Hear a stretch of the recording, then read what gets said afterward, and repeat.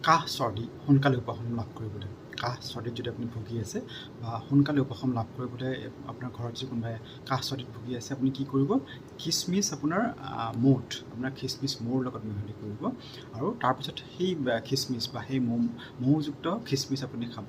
আপুনি সোনকালে আপোনাৰ কাহ জ্বৰ চৰ্দি এনেকুৱা ধৰণৰ যিটো কাহ চৰ্দি জ্বৰ আপোনাৰ যদি এনেকুৱা সমস্যা আছে সোনকালে আপুনি উপশম লাভ কৰিব সোনকালে আপুনি সকাহ পাব কাহ চৰ্দি জ্বৰৰ কাৰণে খিচমিচ মৌৰ লগত খাটি মৌৰ লগত মিহলি কৰি আপুনি খাব পাৰে এই সমস্যা আপোনাৰ উপশম লাভ কৰিব ধন্যবাদ